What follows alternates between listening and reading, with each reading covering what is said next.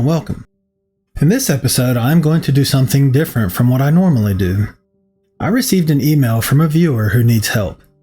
He told me about his horrific ordeal and needs some help identifying what got into his house and attacked him, along with any advice on how to deal with it moving forward. I started this channel to tell stories about cryptids, to spread information about them, and to create a place where people feel comfortable talking about this topic and even sharing their stories if they want to. When I read William's email, a new reason arose: to help people if, when, and however I could, even if it's just by sharing their story. Today I'm going to share William's story, upon his request to do so, in hopes to help unburden him of the terrifying encounters he had with an entity and maybe find some answers on how to proceed. He is still unsure exactly what he encountered, thinking it may have been either a cryptid or a demon. I don't deal with the paranormal on this channel, but I knew I had to make an exception for this story, whether it's a cryptid, a demon, or something else entirely. I know what I think it is, and I've talked to him about it, but I'll share my thoughts after the story.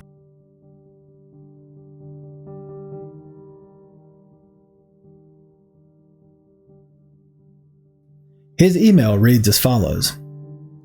Hi, my name is William. I'm from Lufkin, Texas, and I had something break into my house and attack me. I'll start from the beginning. It was about 2 years ago. I was working the night shift at a local gas station. Now, this place was already creepy as is.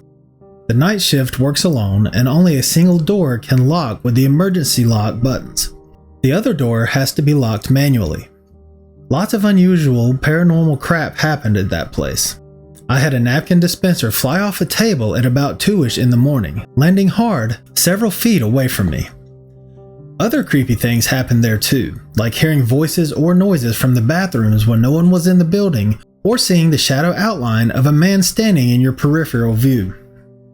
However, the most innocent event was what led to me being tormented. During the night near early winter here hardly gets much colder than a really chilly, windy day.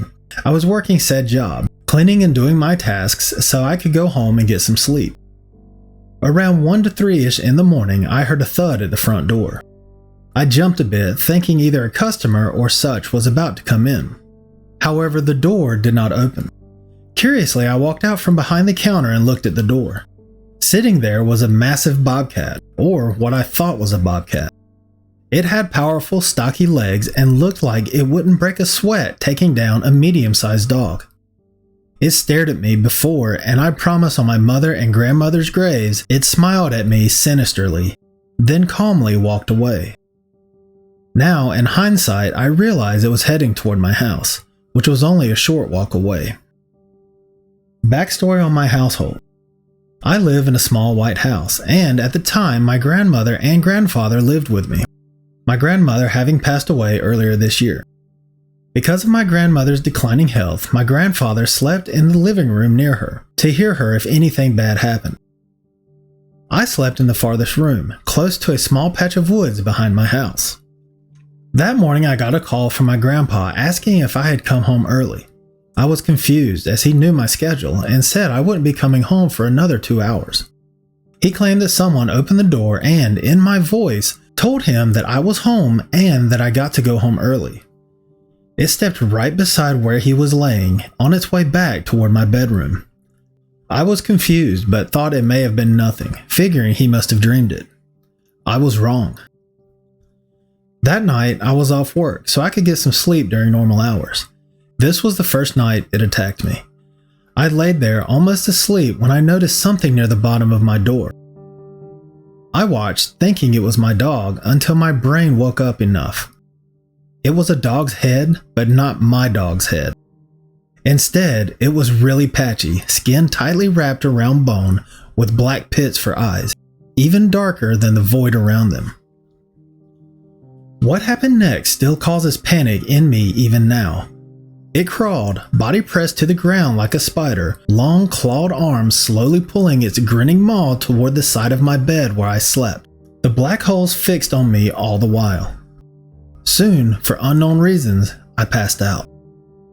I'm not sure if it was fear or something else, but I bolted up that morning in a cold sweat. It began happening every 1 to 2 weeks. Either I would see it outside my window across from me looking in, or hear the tapping behind my head on the window near my bed, covered by heavy curtains. It toyed with me, tormenting me till one night I fell asleep and I woke up struggling to breathe. All I could see was this thing on top of me. Its weight feeling like it was constricting my heart from pumping. Its clawed hands choking me, my vision beginning to fade. I felt like I was about to die. However, one thing I forgot to mention is I'm zealously religious. I began to pray, saying my last calls for forgiveness before I went to meet my Creator.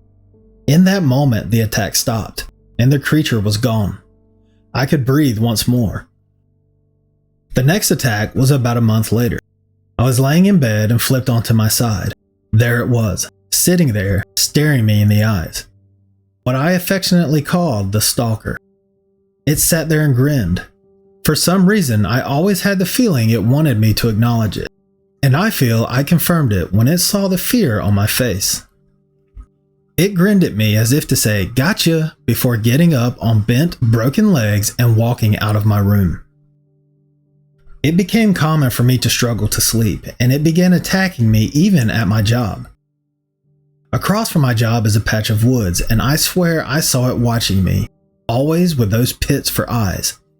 I finally confided in my coworker Taylor, who helped get me sage and other things, putting them around my house along with keeping my Bible within arm's reach of me at all times. Once, Taylor gave me a ride home and pointed to the same area of my house, not knowing the layout, and asked me if that's where I slept. She confessed that she felt a dark heaviness at that spot and didn't want to come back unless she had to. She helped my mental stability during all of this. After the use of sage, it seemed to stop coming around. In fact, I didn't even see it near my house or in the woods anymore, though sometimes I feel like it's waiting for me, teasing me, getting my hopes up before revealing its emaciated, broken body and its evil grin. I don't know why it chose me or why it terrorized me, or even what the heck it is. If you want to share this, I don't mind. I just want to try and figure out what broke into my house and tried to kill me.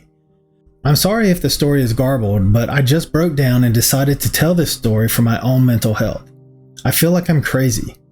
My only proof was a Snapchat recording I sent to my friend during an encounter. She could hear the tapping on the window near my head. Some days it feels like this thing will just show back up. I'm genuinely scared that it will. I keep my Bible and other stuff near me almost always because of it. In a follow-up email, he included a few more details that came to mind after he sent me his story. In the email, he said, "None of my animals would come into my room during the time it was haunting me. It would tap on windows or on my closet doors from inside the closet. Also, there were a few times I was certain something was it, like the cat outside my job's doors, or another time when there was a big dog staring at me across the street from my house. I don't know what it was, but it was hell on earth for some nights and had me unwilling to sleep without lights and a Bible for a long time, even after it stopped." William has included a sketch he drew of the entity. He asks that we forgive, as he puts it, his lackluster art skills, but says he hopes the sketch conveys the utter terror this being instilled in him. I'll put it up for you to see. He says the thing's head looked like an emaciated wolf or dog's head with very little fur. Its arms were broken in unnatural angles, and it had long, sharp claws. I believe, as I told him, that this is a demon. He told me his friend Taylor also thinks this. However, and I mentioned this to him too, that Skinwalker came to mind when hearing that it mimicked his voice, how he described its head, and due to the bobcat-like creature he first saw, along with the cat and dog staring at him. I asked him if he lived near Native American lands or near a reservation. He told me not that he is aware, but he does live near Nacogdoches in Texas, an area where Native Americans lived. He doesn't know much about them though. He also told me his grandmother lived near Albuquerque, New Mexico at one point and spent time on a reservation. He also has a half-great aunt that is part Cherokee, but he isn't close with her and she isn't blood related.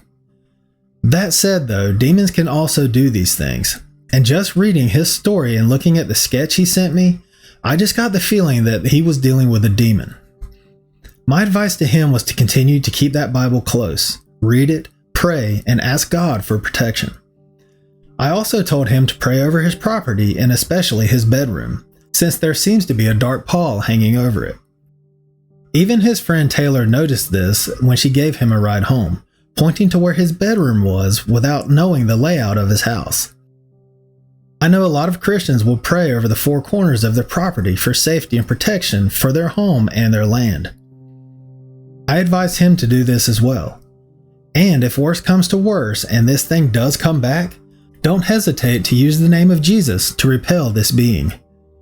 I know for a fact this works on demons, and I've heard stories where it has worked on cryptids too. William wanted me to share his story because he feels like it would unburden him. He has gone so long keeping it in and feels like he needs to get it out, if just for his own peace of mind and well-being. As I mentioned before, he is also looking for advice and suggestions. He told me he will be keeping an eye on the comment section, so let him know what you think this thing might be, cryptid or demon. Make sure to include some advice, suggestions, prayers, words of encouragement, and/or well wishes. I know he will appreciate it. And remember, please keep it respectful. Thank you for listening. I will see you at the next episode.